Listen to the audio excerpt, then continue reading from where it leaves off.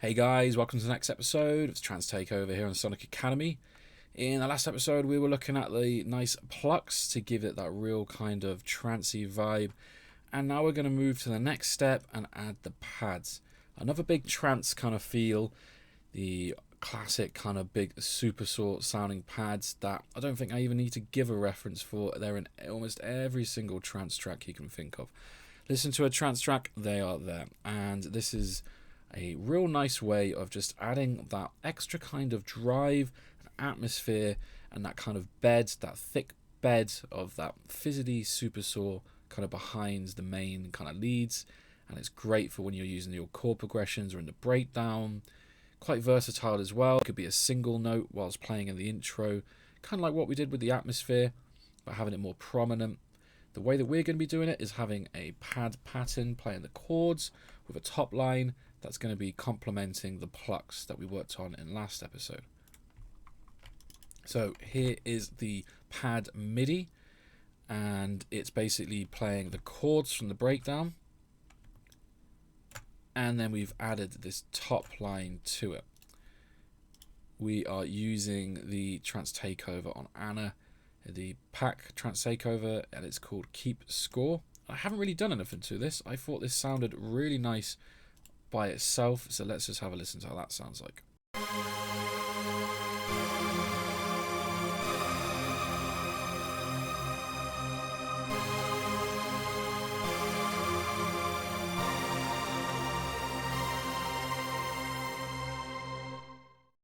Real classic kind of sounding MIDI and pad there. It's got a nice kind of super saw sound, but it's also got that almost choir-esque sound behind it as well.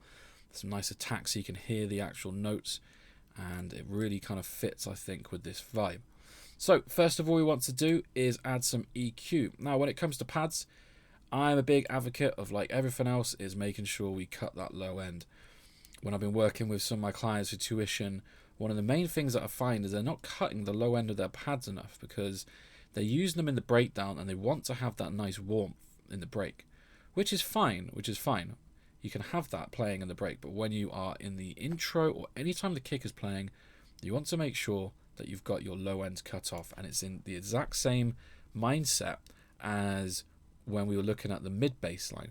This area down here in the sub region, that's for your kick, that's for your sub, of course. Then you've got your mid bass region, and then you've got everything else kind of playing in the mid. Your low mid would be for your bass, and then your mid range and your high would be for everything else. And with your pad, we want to cut off enough, again, so it doesn't sound thin, doesn't lose the weight, but it doesn't have too much weight that it starts to interfere with the low end. So let's just have a listen and we'll cut this accordingly.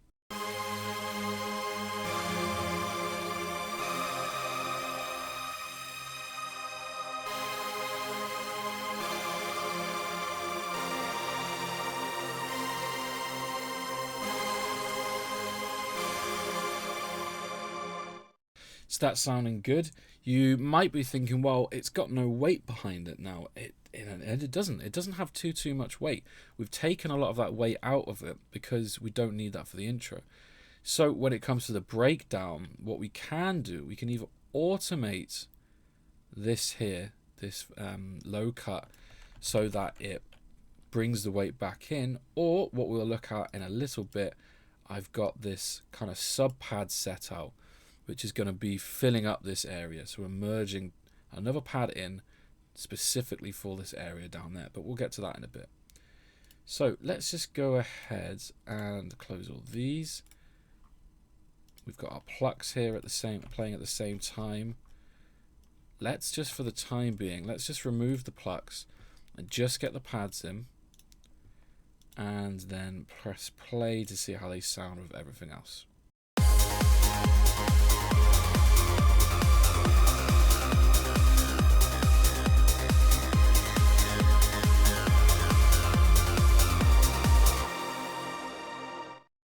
Not bad, but very static, right? No movement at all. So let's go ahead and add on our LFO.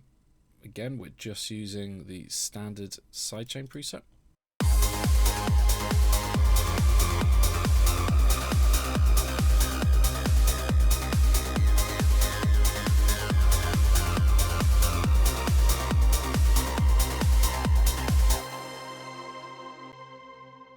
sounding very nice, very easy. Again, we've left all of that room in the mid-range, what we were talking about in the last episode. We've got the low and the high sitting at the right levels. Pluck sits in there, the pad is sitting in there perfectly. We really don't have to do much work to anything to get them to sit right. So let's put the plucks back in with the pads.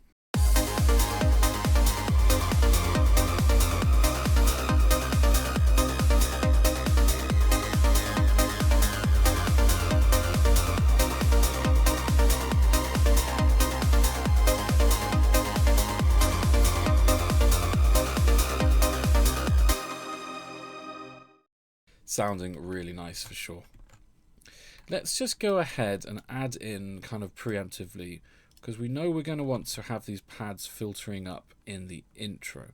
So a nice way to do this is we just simply made a new pattern clip here, and I'm just going to remove all of this. Remember, we're in the key of C minor, so we need to change the G sharp up to the C to make sure the root note stays the same, and then we can simply just use this top line because it will still work with the C minor. Let's go ahead and just add quickly on our pad bus. So I've got this set up to a pad bus because we may want to put an extra pad in the future when we come to the breakdown. I haven't really decided yet. So we've got the one pad going to the pad bus. Now obviously, because it's just a one pad, you could just put the sidechain at the end, but we're leaving another space here for free because we may put in another pad in the breakdown or maybe for the main drop. But we've got this low pass filter on, and let's just hear how that sounds as it's slowly building up.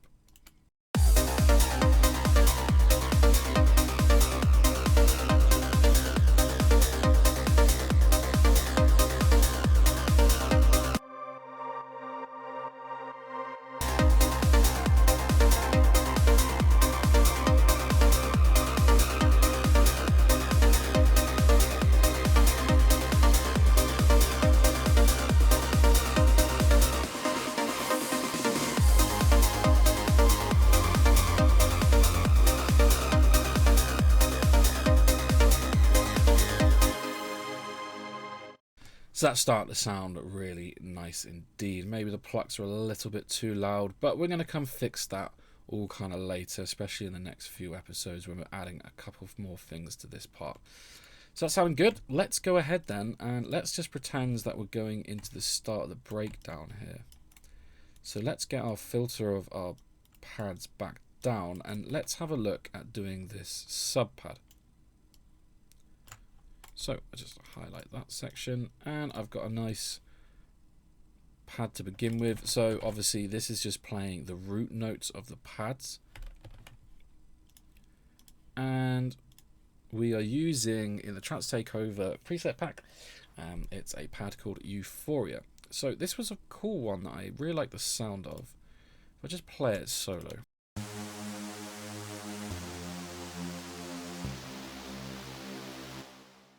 I really like the sound of that, but there's not too much bass, kind of sub bass in it, and also there's a lot of kind of high-end fizzle. But what I quite like to do with these sub pads is I don't want to take off everything. I don't want it to be purely sub. Otherwise, I might as well just use the 3 oscillator and kind of the same way that we used it for the actual sub bass itself. I don't want that. I still want there to be a little bit of movement within that low pad. Having it static, having it being used as just simply... So for example, if I just take this sub up to the actual sub bass and solo it.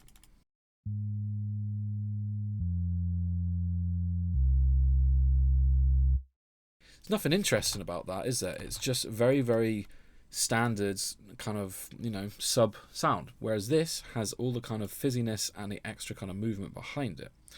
So what I want to do, it's still not quite low enough for me, but I like this octave of the high range.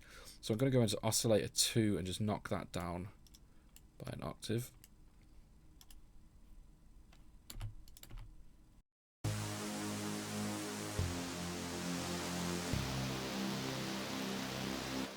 So I start to sound a bit nicer. Let's do the same with oscillator 3.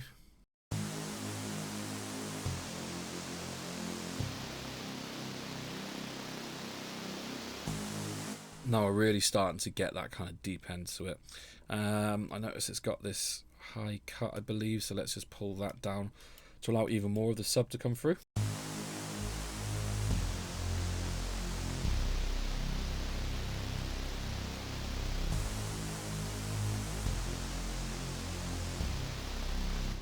Now that's starting to sound really cool. Really like the sound of that.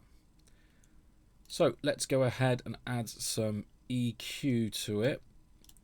Let's just take off some of that top end. We do want to keep some, but that fizziness we don't really want too much, because we've got that within the pads themselves.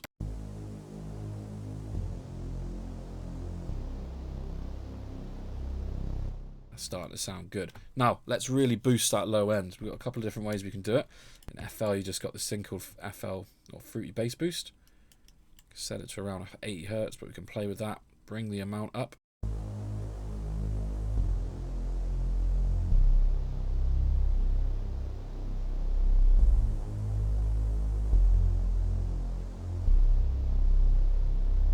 That sounded really nice. Or we could use Waves R-Bass, which is what I generally use for my own productions. It's exactly the same pretty much as Fruity Bass Boost, but I've just kind of got a preset set up on my mixer channels. So let's just hear how that sounds.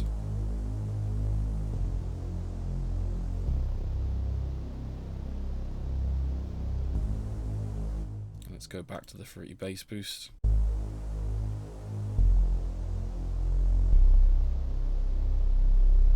I think I prefer the R-Bass. I'll leave this preset in here, or this kind of setup in here for you. If you don't have it, don't worry, you can use the Fruity Bass Boost.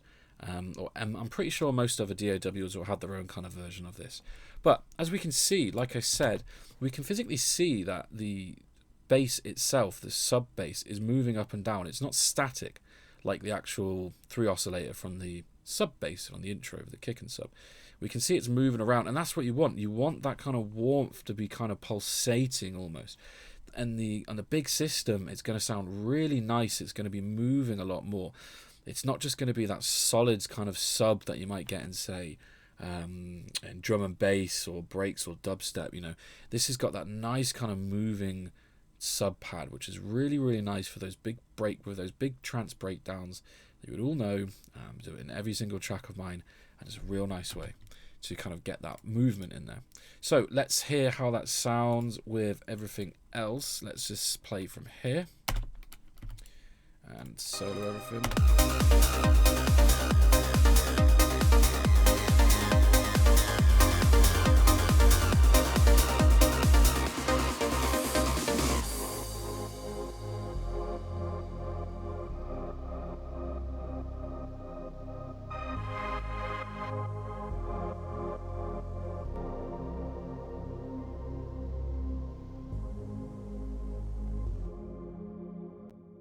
And there you have it, a really quick and easy way to get your nice kind of sub pad in there. And we could hear it was merging really, really nicely with the actual pads itself, because we still have some of that pad sound left in there. It's kind of merging over in the frequency range really, really nicely. So that's about it for this episode, and I'll see you in the next one. Bye-bye.